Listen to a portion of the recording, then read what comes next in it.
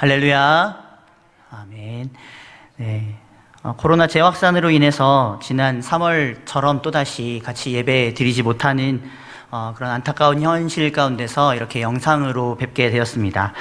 비록 몸은 떨어져 있지만 또 마음으로는 각처에서 하나님과 깊은 교제 가운데 주님의 임재를 누리시는 저 여러분들이 될 수 있기를 간절히 바랍니다.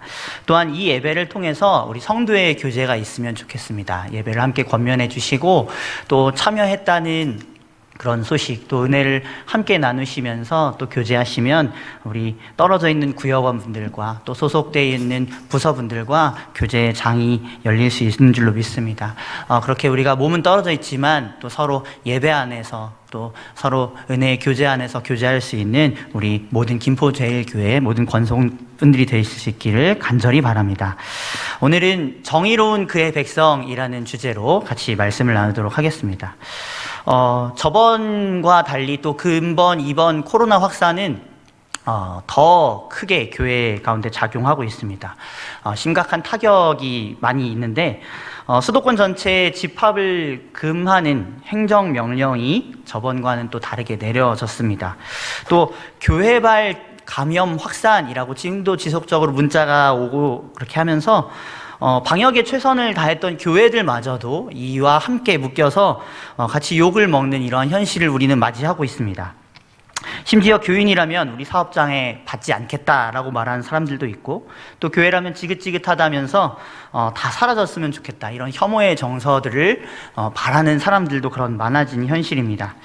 이런 상황을 겪으면서 한편으로는 사회와 이웃을 배려하지 않는 그 일부 교회들의 그런 막무가내의 행동이 참 밉기도 했습니다. 그런데 그 가운데 더욱더 저를 화나게 하고 힘들게 했던 것은 교회와 교인들에 대해서 이 이상으로 중상모략을 하면서 모욕과 조롱하는 이들이 많았다는 것입니다. 이것은 대표적으로 이단들이 또 그리고 주변의 안티 세력들이 이것을 기회로 삼는 모습이 있었겠죠.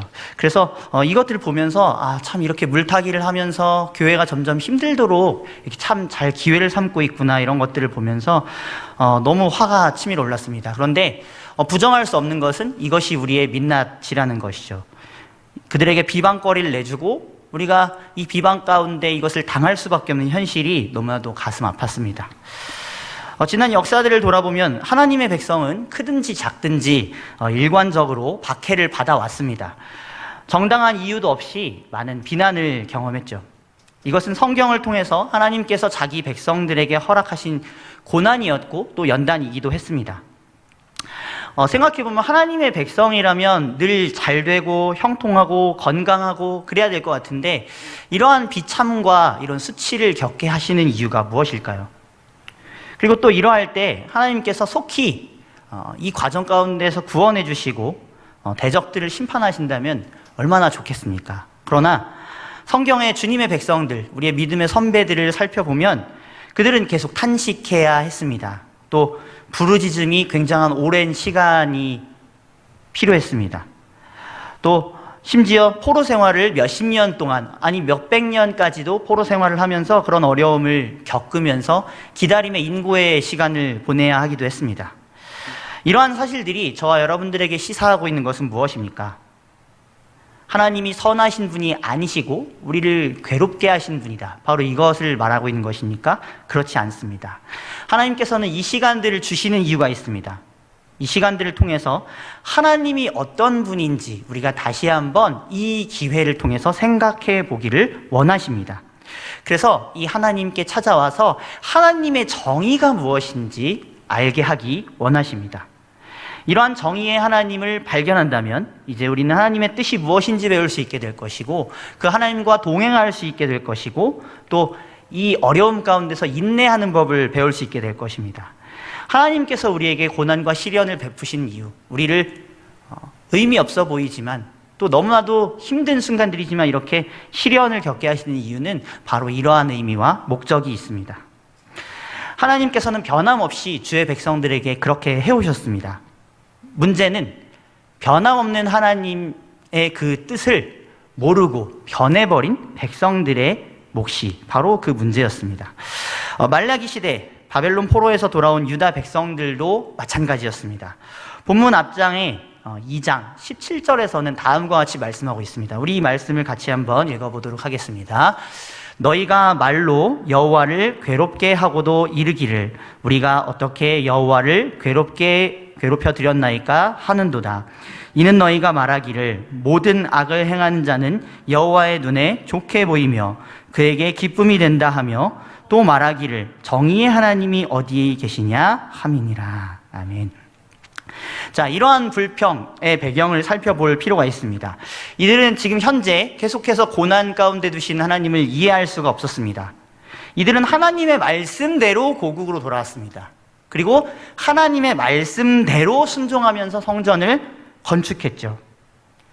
그럼 이제 하나님의 영광이 이 가운데 임하고 메시아가 오셔서 만방을 통치하는 능력을 보여주실 것이라 생각했습니다. 그런데 그 기대와는 달리 여전히 삶은 퍽퍽하고 어려우며 압제하는 그 사람들의 그 압제자들의 악행은 끊이질 않고 주변국들은 바벨론 포로에서 돌아온 그들을 향해서 조롱하였습니다. 너희가 섬기는 그 하나님께 너희가 그렇게 충성하였는데 너에게 돌아온 것이 무엇이냐라고 말입니다. 그러기에 이들도 처음에는 하나님을 신뢰하면서 견뎠을 것입니다. 그런데 그 약속을 점차 잃어버리면서 이 상황 가운데 휩쓸려서 이렇게 말하고야 말았겠죠. 하나님이 악을 행하는 자를 받아주시는 거 아닐까? 악을 행하는 자들을 심지어 기뻐하시는 것은 아닐까? 하나님이 정의로우시다는 것이 과연 맞는가? 정의 하나님이 계시는가? 바로 오늘 17절의 말씀처럼 말입니다. 즉 하나님이 정의롭지 않으시다라고 불평하는 것이죠. 이렇게 생각해 볼 수 있겠습니다. 지금 우리로 치면 교회가 최선을 다해서 방역수칙을 지키고 또 협조하고 모임을 자제하면서 사회와 이웃을 섬기려고 노력을 하는데 교회만 집중적으로 코로나 발원의 온상인 양 그렇게 치부당하는 이 현실이 정의로워 보이지는 않습니다. 또 하나님께서 이러한 악인들의 공격을 단숨에 잠재워 주시고 이런 비아냥들이 그들에게 저주로 임하여서 꺾이는 것을 우리가 보게 되면 좋겠는데 오히려 교회가 점점 더 핍박을 받고 더 어려워지는 것처럼 보입니다. 이럴 때 우리도 이렇게 반문할 수 있겠죠. 하나님은 악인들이 판치는 걸 원하시는가? 하나님께서 그렇게 조롱을 당하시고 주의 교회가 욕을 먹고 있는데 하나님이 살아계시다면 왜 이 현실을 방치하시는가? 하나님 정의롭지 않으신 것이 아닐까? 억울한 우리를 위해 변호해 주시기는커녕 뒷짐지신 하나님이신 것은 아닌가? 우리도 그렇게 말할 수 있다는 것이죠. 이에 대해서 하나님께서는 자신이 정의의 하나님이시라는 것을 다시 한번 말씀을 통해서 밝히십니다. 3장 1절에서부터 5절이 그것을 말하고 있습니다. 오늘 본문이 속한 곳이죠. 그곳에서 하나님께서는 자신이 정의의 하나님이시다라는 것을 다시 한번 변호하면서 밝히십니다. 하나님께서는 이렇게 말씀하십니다. 내가 심판을 통해서 너희, 즉 내가 택한 백성들은 구원할 것이고 그리고 끝까지 회개하지 않고 악을 고집하는 이들은 심판할 것이다. 그들은 형벌을 통해 멸망당할 것이다 라고 말씀하십니다. 하나님께서는 불의를 잠깐 놔두신 것처럼 보일 수 있지만 마침내는 정의를 이루실 것이다 라고 다시 약속하시는 것입니다. 이러한 정의의 하나님이 우리의 하나님이신지를 우리는 다시 한번 우리 마음 가운데 검증해야 합니다. 이 테스트를 우리 안에서 통과하지 못한다면 여전히 하나님이 정의의 하나님이라고 인식은 할지라도 감정적으로는 그렇게 받아들이지 않아서 우리의 신앙이 동떨어져 버리고 말 것입니다. 그러나 중요한 것은 이 말씀하신 대로 하나님은 정의의 하나님이시다라는 것을 다시 마음 가운데 새기고 그것을 믿기 원합니다. 그 안에 거하기 원합니다라고 나아갔던 주의 백성들은 그 안에서 평안과 소망과 위로를 얻었다는 것입니다. 오늘 말씀 앞에 선 저와 여러분들도 그러한 동일한 은혜가 있기를 간절히 바랍니다. 이러한 정의의 하나님이 우리 마음 가운데 다시 회복되고 새겨져야 할 것입니다.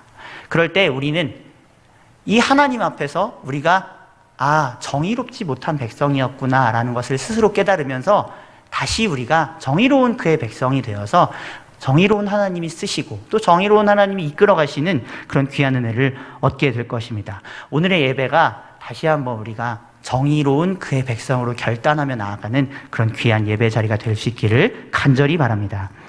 지난 말씀에서는 3장 1절, 2절을 집중적으로 다루면서 이 정의의 하나님이 어떤 분이신가를 설명하는 데 초점을 맞췄었습니다. 성경에서 정의라는 것을 말할 때 중요한 개념은 징벌을 내리건 보호를 하건 보살핌을 주건 마땅하게 돌아가야 될 것을 그 대상에게 준다라는 것이 개념에 들어가 있습니다. 즉 선을 행하는 자들에게는 의로 갚으시고 악을 행하는 자들에게는 죄에 대해서 벌을 내리시는 것, 그렇게 합당하게 처우한 것이 이 성경의 정의의 개념이라는 것입니다. 그리고 하나님은 그런 정의의 하나님이심을 밝히고 있습니다. 그런데 이 이스라엘 백성들은 이 정의의 하나님을 계속 잊어갔기 때문에 그들은 두 가지 이야기를 하였죠. 첫 번째는 정의를 행하시는 하나님이 없다라고 말했다는 것입니다. 하나님이 계시지 않는다. 그에 대해서 하나님께서는 언약의 사자요 주가 너희 성전에 갑자기 임하여서 하나님이 없다라고 말하는 자들에 대해서 하나님의 살아계심을 나타내시겠다라고 1절을 통해 말씀하십니다. 또 하나님께서 계시긴 하지만 정의롭지 않다라고 말씀하는 그렇게 그러면서 죄를 합리화하고 있는 사람들에 대해서는 하나님께서 심판의 주로 찾아오시겠다고 2절을 통해서 말씀하시는 것을 볼 수가 있습니다. 하나님께서 정의롭지 않다라고 생각하면서 계속 죄를 짓는 사람들은 어떻게 하겠습니까? 하나님과 상관없이 예배를 드리긴 하지만 또 자기의 이익을 취하는 하나님의 율법과는 상관없는 그런 삶을 살지 않겠습니까? 그런 자들에 대해서 하나님이 너희의 행한 대로 심판하시는 하나님으로 오시겠다. 그렇게 지금 말씀하신다는 것입니다. 그러기에 그 날은 어떤 날로 예언됐냐면 2절에 살펴보시면 두려운 날로 예고되어 있습니다. 하나님의 무서운 임재, 그러니까 구원하시고 회복하시는 임재가 아니라 무서운 임재로 찾아오실 것이라고, 그래서 누구든지 그것을 능히 감당할 수가 없을 것이라고 하나님께서 말씀하십니다. 그러면서 2절에 보시면 금을 연단하는 자의 불 그리고 표백하는 자의 잿물과 같이 하나님께서는 언약의 사자를 통해서 불순물을 제거하시고 깨끗하게 하시면서 이제 이 금과 이 빨래가 쓸모있게 만드는 작업을 하실 것이다, 이렇게 말씀하십니다. 이것이 이제 오늘 본문이 시작되는 3절과 연결되는 부분입니다.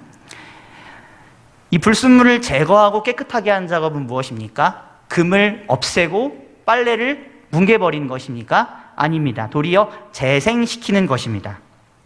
즉 하나님께서 심판의 징계로 찾아오시는 것은 그 백성들을 모두 쓸어버리시기 위함이 아닙니다. 이 백성에게 있었던 금 같은 이런 백성들이 가지고 있었던 찌꺼기를 떨어버리게 하시고 누더기 같은 옷으로 변해버린 이 백성들에 의해 그 죄와 얼룩을 깨끗하게 하시면서 다시 원상복귀시켜 주시는 것, 바로 이것이 언약의 사자 주님께서 하신 일이라고 3절은 연이어서 밝히고 있습니다. 하나님께서는 언약의 사자를 통해서 자기 백성들을 이렇게 회복시키실 것입니다. 이러한 열심이 3절에서 어떻게 나타나는지 우리 또 연결해서 같이 볼 수 있기 원합니다. 우리 3절 말씀 같이 읽어보도록 하겠습니다. 시작. 그가 은을 연단하여 깨끗하게 하는 자 같이 앉아서 레위 자손을 깨끗하게 하되 금은과 같이 그들을 연단하리니 라고 말씀하고 있습니다. 여기서 은이 먼저 다루어집니다. 이 은은 예로부터 잘 알려진 금과 더불어서 굉장히 가치 있는 그 금속 중에 하나입니다. 그런데 이 은은 금보다는 좀 그 사용의 용도가 이용면에서 많이 떨어진다고 합니다. 고대에는 은을 금보다도 더 그래서 귀하게 여긴 적도 있었다고 합니다. 물론 이외에 은 생산량이 많이 늘어나면서 금보다 은이 가치가 떨어져서 우리가 주로 금, 은 이렇게 생각하긴 합니다. 그런데 이 은이 굉장히 얻기 힘든 금속이었다고 합니다. 왜냐하면 금에 비해서 이 자연 은의 이 산출하는 양이, 그러니까 이제 정제하는 과정에서 이 나온 은이 금에 비해서 굉장히 적고 또 까다로운 정제법을 거쳐야만 이것을 얻을 수 있었기 때문이라고 합니다. 그래서 금과 좀 대비해서 이 은을 살펴보면 이 언약의 사자께서 은을 연단하여서 깨끗하게 한 자 같이 하신다고 하지 않았습니까? 그럼 이 과정을 우리가 생각해 볼 때 금도 연단하기 힘들겠죠. 그런데 이 은은 얼마나 연단하기가 어렵겠습니까? 이 재련사가 순은을 만들기 위해서 까다로운 정제 과정을 거치면서 조금씩 또 많은 시간을 들여서 순은을 정제하고 뽑아내는 모습, 이런 것들이 지금 이 말씀에 그려지고 있습니다. 이렇게 인고의 시간들을 들여서 또 인고의 노력을 다해서 무엇을 하십니까? 은을 정제하시는데 이 은의 비유에서 나오는 지금 대상이 누구입니까? 바로 레위 자손입니다. 레위 자손. 하나님께서 지금 이 레위 자손을 그렇게 살리시겠다고 말씀하신 것입니다. 은은 아까 말씀드렸듯이 굉장히 뽑아내기가 어렵고 또 오랜 시간 걸린다고 말씀드리지 않았습니까? 마찬가지로 이 레위 자손을 연단하시는 기간이 길고 어려울 것임을 우리는 알 수 있습니다. 그런데 중요한 것은 무엇이냐? 그런 과정 가운데서도 반드시 깨끗하게 하신다는 거죠. 그러면 이 레위 자손이 어떤 대상인지를 또 알아야겠죠. 이 레위 자손은 이 제사장과 그 가문을 상징하는 말입니다. 이미 하나님께서는 말라기 1장 6절에서부터 2장 9절에서 이 말씀을 통해서 타락한 제사장들을 고발하시면서 너희가 레위에 대한 나의 약속을, 레위와 세운 나의 언약을 어겼다라고 말씀하시는데, 여기서 이 레위가 대표하고 있는 것이 바로 이 제사장들입니다. 이것은 레위 자손을 통해서 하나님께서 세우신 약속인데, 그 내용은 무엇이냐면 제사장들이 계속해서 이 직무를 감당하게 될 것이라는 영원한 직무에 대한 보장의 말씀이었습니다. 하나님께서는 제사장이 비록 정의롭지 못하였지만 그들을 싸그리 다 쓸어버리지 않으시고 은을 추출하고 정제하면서 오랜 시간이 걸리지만 반드시 깨끗하게 만드는 것처럼, 앉아서 그 일을 계속해 나가는 것처럼 이 언약의 사자를 통해서 이 레위 자손으로 대표되는 이 제사장들을 마침내 성결하게 만드시겠다는 것이죠. 그래서 이 제사장들을 성결하게 만들면서 무엇을 하시겠습니까?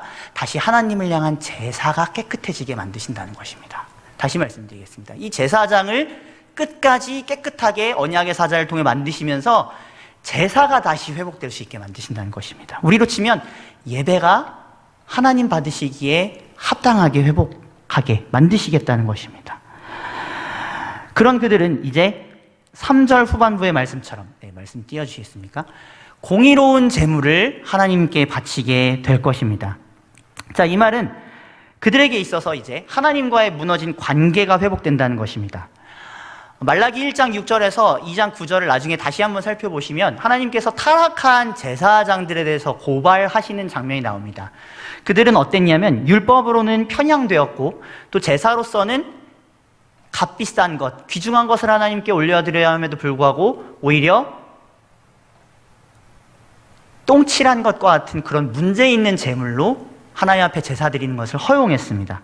이들의 예배는 하나님께서 기뻐 받으실 것이 아니었습니다. 그렇기 때문에 이 제사장들의 타락은 자연스럽게 백성들의 예배까지 같이 영향을 미치면서 이스라엘 전체가 예배를 드려도 예배의 효과를 누리지 못하는 그런 안타까움을 만들어 내고 말았습니다.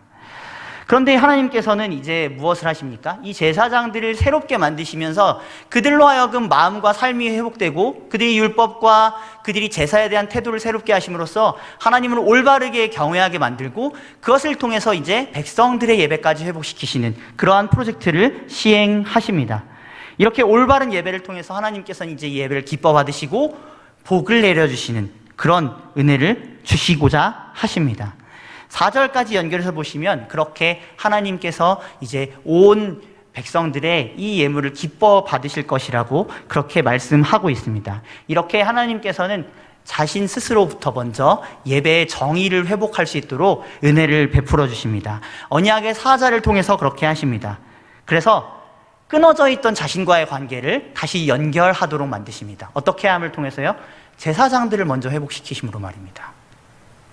그래서 다시 예배가 회복되고 그 회복된 예배 가운데 다시 백성들도 하나님의 복을 누릴 수 있도록 그렇게 만드신다는 것입니다. 이제 제사장이 더 이상 하나님과 백성들 사이에 그 앞을 가로막는 역할을 하지 않습니다. 하나님께서 그들의 죄를 치워버리시고 그 제사장들을 다시 한번 중보자로 아름답게 사용하시기 때문입니다.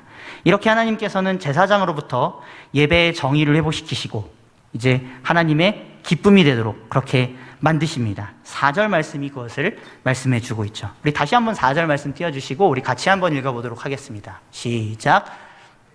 네, 유다와 예루살렘.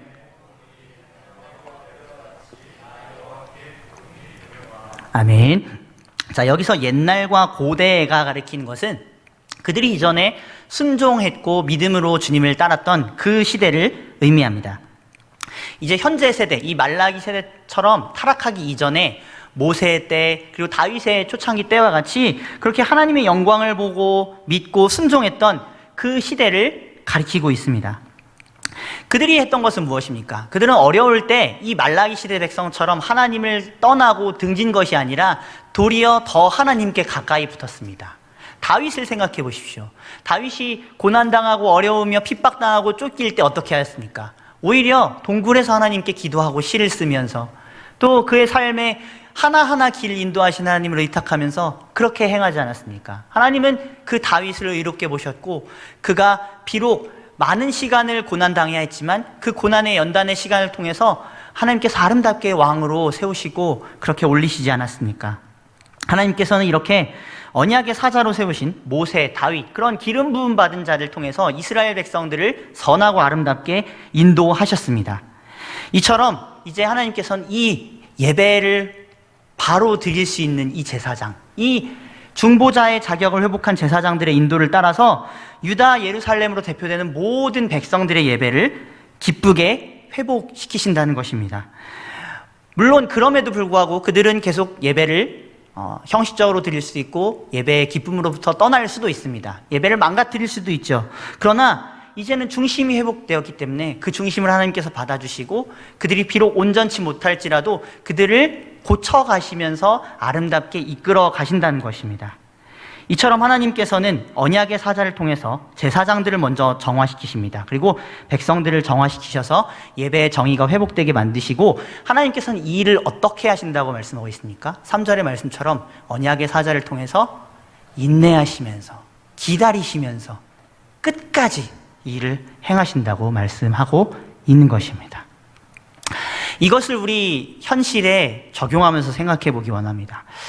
현재 조국 교회 예배 현실이 어떻습니까? 현장 예배를 드리지 못하고 점점 영상으로 예배를 드리면서 많은 성도님들의 이야기를 들어보면 예배를 드리는데 조금 관심이 떨어져 가는 것 같다라는 말씀들도 하시고 이렇게 오래되면은 내 신앙이 죽지는 않을까 걱정이 된다 이런 말씀들도 하시는 것을 들었습니다. 이것은 무엇과 또 연결이 될까요? 하나님께 제대로 예배를 드리지 못한다면 하나님께 은혜와 또 하나님의 선하심을 점차 경험하는 것이 멀어진다는 이야기 아니겠습니까? 이것은 심히 걱정되는 현실입니다. 그러나 이 말씀에 비춰보면 어떻습니까? 현실이 우리를 그렇게 둘러쌀지라도 하나님께서 어떻게 하신다고 말씀하십니까? 하나님은 타락하여 다시 재생하기에 불가능해 보이는 우리의 관점으로 볼 때는 저 제사장을 통해서는 도저히 제대로 예배가 드려질 것 같지 않아 라고 생각되는 그 제사장들을 어떻게 하시나요? 마음과 삶을 바꾸어서 하나님께 다시 예배를 드릴 수 있는 제사장으로 바꾸어서 쓰시지 않습니까? 마찬가지로 저와 여러분들에게도 분명히 그렇게 하실 줄로 믿습니다. 지금 떨어져서 우리는 예배드립니다. 우리의 제사장된 우리 스스로가 점점 우리 스스로의 예배의 제단을 무너뜨리고 점점 삶의 자리에서 하나님과 상관없는 자리로 돌아가는 것 같습니다. 그러나 다시 우리는 하나님의 이 열심을 기억해야 합니다. 언약의 사자를 통해서 하나님께서는 반드시 우리의 예배를 회복시키실 것입니다. 우리가 다시 그런 기대와 소망으로 주님 앞에 나아갈 때 주님께서는 우리의 그런 기대와 소망을 포기하지 않으실 것입니다. 하나님의 뜻은 우리의 예배를 계속해서 기쁘게 받기 원하시는 것입니다. 계속 우리와 교제하기 원하시는 것입니다. 그래서 우리의 예배가 비록 부족하고 연약할지라도 공의롭고 깨끗하게 만들기를 주님께서 먼저 원하십니다. 그래서 하나님께 영광 돌리면서 하나님을 경험하는 예배를 계속 해나가기를 원하십니다. 우리가 이것을 위해서 다시 뜨겁게 기도해야 될 줄로 믿습니다. 우리 주변에 예배가 식어져가는 사람들이 있을 것입니다. 타락한 제사장, 타락한 백성들처럼 점점 예배를 잃어가면 그것이 결국은 시작이겠죠. 삶의 문제가 먼저가 아닙니다. 예배가 무너진 것이 먼저겠죠. 그런데 그런 이들이 먼저 회복해야 될 것은 무엇입니까? 다시 이 예배의 자리 가운데서 하나님과 교제하는 것이죠. 그런데 누가 그것을 원하신다고요? 누가 그것을 보장하신다고요? 하나님께서 그걸 보장하신다는 것입니다. 우리가 이것을 기억한다면 다시 한번 기쁘게 예배의 자리로 나아갈 수 있습니다. 그러기에 우리 먼저 이러한 열심이 회복될 수 있도록 주님께서 인도해달라고 기도하시고 또 우리 구역 지역 부서와 우리 김포제일교회 그리고 조국의 모든 교단과 교회마다 이러한 예배의 정의가 다시 회복될 수 있도록 주님께서 역사해달라고 기도할 수 있는 저와 여러분들 될 수 있기를 주님의 이름으로 축원을 드립니다. 언약의 사자를 통해서 하신 일은 이렇게 예배의 정의를 다시 세우신 일이기도 하지만 동시에 삶의 정의를 세우시는 것도 같이 포함되어 있습니다. 무엇이라고요? 예배의 정의를 세우시지만 언약의 사자를 통해서 삶의 정의를 하나님께서 세우신다는 것입니다. 이것은 이제 우리의 삶이 바른 예배를 드리는 것과 더불어서 바른 삶이 회복되는 것으로 연결된다는 것을 말합니다. 자, 바울 사도의 말씀을 우리 같이 한번 읽어보도록 하겠습니다. 로마서 12장 1절입니다. 함께 읽겠습니다. 그러므로 형제들아, 내가 하나님이 기뻐하시는 거룩한 산 제물로 이는 너희가 드릴 영적 예배니라. 아멘. 자, 하나님께서 기뻐하시는 제물은 바로 우리 몸이 전부 드려지는 거룩한 산 제물입니다. 이렇게 함께 모여서 드리던 예배가 떠나가면서 많은 분들이 그렇게 이야기하십니다. 예배의 정의가 이게 좀 전환이 돼야 될 것 같다라고 말입니다. 왜냐하면 우리가 함께 모여서 예배를 드리는 것이 어려워지지 않았습니까? 그럴 때 우리가 단독자로 서면서 이제 깨닫게 되는 것이죠. 아, 내가 스스로 예배 드리는 데 있어서 너무나도 소홀했고 이것을 내가 삶으로 구현하는 데 있어서 내 혼자 부족함을 느낀다. 바로 이것을 말입니다. 그런데 이 시간을 우리가 뺏기면서 이제 느끼는 것은 무엇이냐면 정말로 하나님께서 받으시는 온전한 예배가 무엇인지 이제 고민해야겠구나라는 것이고, 그것은 우리의 삶과 밀접하게 연결되어 있다는 것입니다. 이제 예배의 자리가 멀어지니 더 무엇이 보입니까? 내가 삶의 현장에서 어떠한 예배자로 살았는지가 보이지 않습니까? 그런 예배자의 삶의 자리를 이제 내가 어떻게 살아야 될 것인가? 나는 이 공적인 예배에서 은혜를 얻지 못해도 어디서 은혜를 받으며 또 어떻게 은혜를 표출해야 되는가? 이것을 우리가 고민하게 된다는 것입니다. 그래서 우리가 느끼는 것은 무엇입니까? 삶 전체가, 우리가 살아가는 방식 전체가 예배가 되어야 되는구나라는 것을 우리가 경험한다는 것입니다. 하나님의 심판을 받게 된 불신자들의 삶은 어땠습니까? 그리고 오늘 아까 말라기 2장 17절에서 말했던 것처럼 죄악을 행해도 하나님께서 기뻐하신다라고 말했던 그 사람들의 삶은 어땠습니까? 그들의 삶은 말라기 2장 7절에서 16절을 나중에 한번 읽어보시면 그들의 삶은 간음을 행했고 이혼과 거짓과 학대와 압제가 만연하게 행해졌습니다. 그러면서도 그들은 봉헌물을 드리면서 하나님이 왜 우리의 봉헌물에 복을 주시는 것 같지 않지? 하나님 살아계시지 않은 건 아닌가? 그렇게 반문했다는 것이죠. 그런데 이것은 하나님과 명백한 언약을 무시하는 처사였습니다. 하나님과의 언약을 무시하면 어떻게 됩니까? 진노와 저주를 받는다고 성경은 말씀하고 있습니다. 그러니까 그들의 봉헌물을 받지 않으시고 그들에게 복을 주지 않으시는 것, 이것만으로 벌써 저주가 시작된 것이죠. 그런데 그 이유는 어디에 있었습니까? 그들이 봉헌물을 드리지 않아서입니까? 아닙니다. 봉헌물을 드리는 그들이 삶의 제사가 꽝이었기 때문입니다. 그들은 삶으로는 하나님과 상관없는 삶을 살았습니다. 진리로 돌아오기는커녕 거짓을 행하면서도 그것을 자연스럽게 여기고 의무는 저버리면서 권리만을 달라고 했다는 것이죠. 그런데 이것이 사실 불신자들의 삶과 동일합니다. 5절에서는 하나님께서 불신자들을 어떻게 심판하실지에 대해서 말씀하고 있습니다. 우리 5절 말씀 같이 읽어보도록 하겠습니다. 시작. 내가 심판하러 너희에게 임할 것이라. 점치는 자에게와 간음하는 자에게와 거짓 맹세하는 자에게와 분꾼의 삭세에 대하여 억울하게 하며 과부와 고아를 압제하며 나그네를 억울하게 하며 나를 경외하지 아니한 자들에게 속히 증언하리라. 만군의 여호와가 말하였느니라. 아멘. 나중에 한번 이 말씀과 앞에 제가 말씀드린 말라기 2장 7절에서 16절에 나오는 그 이스라엘 백성들의 죄를 한번 비교해 보시기 바랍니다. 동일합니다. 다시 말씀드리겠습니다. 이 이스라엘 백성들이 범했던 죄의 열매와 이 지금 현재 불신자들을 심판하시는 하나님의 이 명령의 근거가 동일합니다. 단지 차이는 무엇입니까? 예배를 드리냐 안 드리냐 차이. 불신자와 신자의 차이가 단지 예배를 드리냐 드리지 않느냐의 차이. 그런데 하나님께서 집중하시는 것은 예배를 드리냐 드리지 않냐가 아니라 너희가 불신자들처럼 똑같이 내 뜻에 관심 있느냐 없느냐, 바로 이것입니다. 하나님은 율법을 통해 자신의 선한 뜻을 밝히셨죠. 그리고 그 율법을 통해서 하나님의 백성의 정체성을 드러내길 원하셨습니다. 그런데 이들이 행하는 것은 무엇이었습니까? 점치는 것, 간음, 거짓 맹세, 사회적 약자들을 압제하는 것, 그리고 그 근원인 하나님을 경외하지 않는 것. 불신자들은 어떻습니까? 하나님을 경외하지 않죠.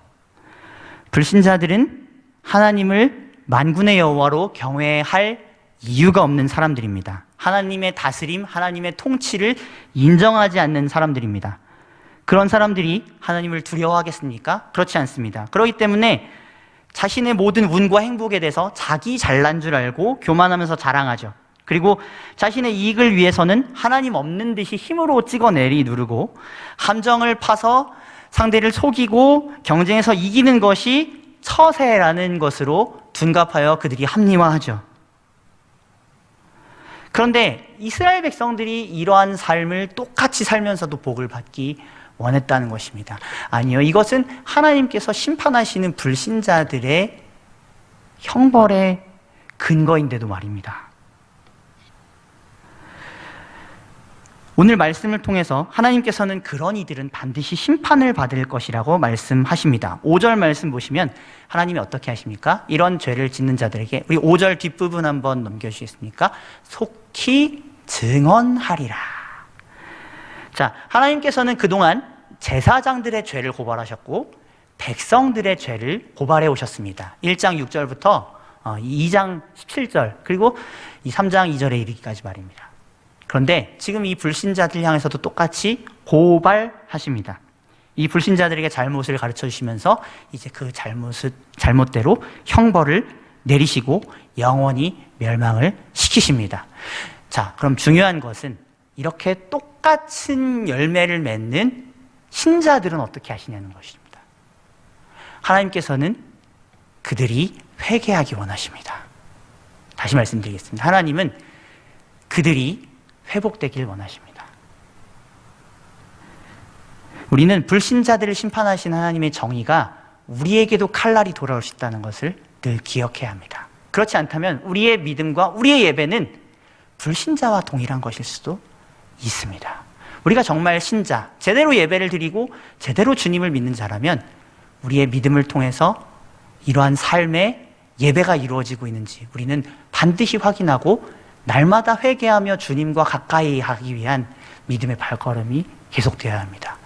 믿음의 선배들이 가르쳐준 신자의 삶은 바로 그것입니다. 한 번 회개로 끝나지 않죠. 왜? 계속해서 우리의 죄악이, 그리고 세상의 죄악이 우리를 엄습해오면서 우리가 불신자처럼 계속 열매 맺게 만들고 심판의 자리에 그들과 함께 끌어가기 위함 때문이죠. 그러나 우리는 거기에 거슬러 올라가야 하나님의 백성입니다. 하나님께서는 이것을 위해서 우리에게 은혜의 수단을 베푸셨습니다. 그것이 무엇입니까? 말씀과 기도, 그리고 예배입니다. 그리고 이것을 통해서 하나님께 가까이 나가면 하나님께서 무엇을 회복시키시냐? 경외감을 회복시키십니다. 경외감. 이것은 하나님을 두려워하고 사랑하는 마음입니다. 하나님의 말씀을 믿고 하나님의 말씀대로 순종하는 것, 그런 삶을 의미합니다. 그것을 어떨 때 주십니까? 우리가 이 은혜의 수단 가운데, 이 말씀과 기도 가운데 하나님을 경외하며 찾고 하나님의 임재를 구하는 가운데 하나님은 이 경외감을 선물로 주십니다. 이 5절에서는 경외하지 않는 자들의 열매를 쭉 나열하고 있지만 반대로 생각해 봅시다. 하나님을 경외하면서 예배하면 어떻게 될까요? 하나님은 제사장을 다시 회복시키셔서 마침내 은혜를 베푸시는 분인데 경외함으로 그들을 찾아오는 자들에게는 어떻게 하시겠습니까? 더 큰 복을 주시지 않겠습니까? 하나님께서는 언약의 사자를 통해서 이렇게 하신다고 말씀하십니다. 자, 이제 우리는 생각해 봐야 합니다. 언약의 사자는 그럼 과연 누구십니까? 우리에게 예배의 정의와 삶의 정의를 가져다 주시는 언약의 사자는 과연 누구십니까? 본문 1절과 2절에서 보면은 그분은 이제 길을 따라, 그 앞서 온 그 사자의 길을 따라 오시면서 마침내 성전에 임하셔서 심판과 이 정결 회복하시는 그 모든 일들을 하신다고 했죠. 말라기 시대 때는 이 분이 오실 것이라고 생각해야 했습니다. 그러나 우리는 이 예언의 성취를 이미 명백히 보고 있습니다. 이 말씀은 어떤 말씀의 성취입니까? 1, 2절에서 이 말한 길을 예비하는 이는 세례 요한이라는 것을 알게 되고, 또 언약의 사자요 주는 바로 우리 주 예수님, 그분이시라는 것을 우리는 알게 됩니다. 요한은 그의 사역 동안 이스라엘 백성들이 회개하면서 천국을 기다릴 수 있도록 그런 사역을 감당했고, 이 길을 따라서 예수님께서 오셨습니다. 그리고 동일하게 회개하면서 하나님 나라를 받아야 된다라고 말씀하셨습니다. 이 예수님의 하나님을 경외하시는 모든 삶의 여정 가운데서 하나님의 정의와 하나님의 통치와 하나님의 구원과 하나님의 회복이 드러나게 되었습니다. 그리고 마침내는 경외함의 마지막, 경외함의 진수로 십자가를 지셔서 그분의 희생을 통해서 완전한 생명과 의가 우리에게 전해지게끔 만드셨죠. 제사장과 백성들의 죄가 얼마나 많았겠습니까? 그러나 그 모든 죄를 짊어지고 예수님께서 진노와 저주의 제물이 되심으로써 이제 제사장과 백성들, 그리고 모든 백성들, 앞으로 오고 올 세대에 이르기까지 이 예수님을 통해 예배하면 받아들여진 이 놀라운 은혜가 열리게 되었습니다. 예수님께서 우리에게 그래서 주시는 것은 그에게 나아간 자들에게 새 영과 새 마음을 주셔서 예배의 정의와 삶의 정의가 어떻게 우리 가운데 열매 맺을 수 있는지를 가르쳐 주십니다. 이 말씀을 들으면서 한번 생각해 보셨는지 모르겠습니다. 주님을 경외하는 마음이 내가 혹시 좀 사그러들었다 생각하시지 않습니까? 또 하나님의 정의가 아직 실현되지 않는 것 때문에 힘들어 하십니까? 그러나 중요한 것은 그 하나님의 정의가 임하는 날은 굉장히 두려운 날이 될 것이라는 거죠. 왜냐하면 그것을 바라는 우리조차도 거기에 대해서 자유롭지 못하기 때문입니다. 그러나 우리는 이 언약의 사자를 통해서 정의를 바랄 수 있습니다. 왜냐하면 그분은 우리의 죄를 가려주시고 하나님께 나아갈 수 있도록 인도하시는 분이시기 때문입니다. 그분이 먼저 예배의 정의를 세우셨고 삶의 정의를 세우셨기 때문에 우리는 그분을 의지한다면 하나님의 정의, 그리고 정의의 하나님이 누구신지를 발견할 수 있습니다. 그리고 우리는 그 안에서 지금 당장 이루어지진 않았어도 미래에 이루어질 것을 믿고 확신하면서 즐거이 기쁨으로 하나님께 나아갈 수 있게 되죠. 우리의 온전하지 못한 삶도 우리 주 예수님을 통해서 양심이 깨끗해지고 정결해지면서 거룩해진 열매들이 맺혀가는 그런 귀한 은혜가 맺힐 것입니다. 그래서 오늘 이 시간 우리는 다시 기억했으면 좋겠습니다. 정의의 하나님께서는 우리가 정의로운 그의 백성이 되기를 원하십니다. 예배의 정의가 바로 세워지길 원하시고 삶의 정의가 세워지길 원하십니다. 그런데 우리가 우리의 노력으로 그것을 다 성취할 수 있습니까? 그렇지 않습니다. 그런데 하나님께서는 너무나도 은혜롭고 자비로운 분이셔서 이미 그 정의를 언약의 사자여 주이신 우리 주 예수님을 통하여 세우셨습니다. 그분은 우리를 위해 사랑과 기도로 희생하셨습니다. 그래서 그 예수님, 그 언약의 사자요 주님이신 그분을 통해서 우리는 하나님의 정의를 발견할 수가 있습니다. 그리고 이제 그런 우리는 정의로운 그의 백성으로 앞으로의 삶을 살기 위해서 이제 사랑의 희생, 기도의 희생을 아끼지 않게 나아가야 될 것입니다. 삶에서 끊임없이 이 예수님을 의지해서 하나님, 나도 예배의 정의와 삶의 정의를 이루는 자로 나아가고 싶습니다 라고 고백하고 기도하고 힘을 달라고 해야 될 것이며, 또 그러한 노력 가운데 우리에게 맡기신 곳에서 하나님의 정의를 실천해야겠죠. 하나님의 정의는 어디에 드러나 있습니까? 그 선하신 율법 가운데 드러나 있죠. 반대로 얘기하면 우리가 이제 이 예수님을 믿음으로 예수님께서 사셨던 온전한 순종을 우리도 하나하나씩 해나갈 수 있도록 인도해달라고 그렇게 우리는 간구하며 나아가야 될 것입니다. 그것을 위해서 우리가 다시 예배의 제단을 주님 앞에 쌓고 기도하며 우리를 변화시켜 주시길 함께 기도하며 나아간 저와 여러분들이 되었으면 좋겠습니다. 그래서 우리를 통해서 하나님의 그 정의가 드러났으면 좋겠습니다. 정의로운 그의 백성들이 아직도 살아있다는 것을 세상 백성들이 느꼈으면 좋겠습니다. 세상은 우리가 정의롭지 않다고 말합니다. 너희는 하나님의 정의를 잃어버렸다고 말합니다. 그것은 우리의 불찰일 수 있습니다. 우리의 예배의 정의가 무너졌을 수 있고 그에 따라오는 삶의 정의를 우리가 오해해서 그런 것일 수 있습니다. 그러나 다시 우리는 그리스도 안에서 이 정의로운 그의 백성이 되기를 바라는 그 길을 택할 수 있습니다. 오늘도 이 말씀 가운데 다시 한번 발견한 이 길을 따라서 주님 앞에 나아가시는, 그래서 주님 앞에 공의로운 정의로운 그의 백성으로 드러나도록 매일매일 살아가시는 저와 여러분들이 될 수 있기를 주님의 이름으로 축원합니다.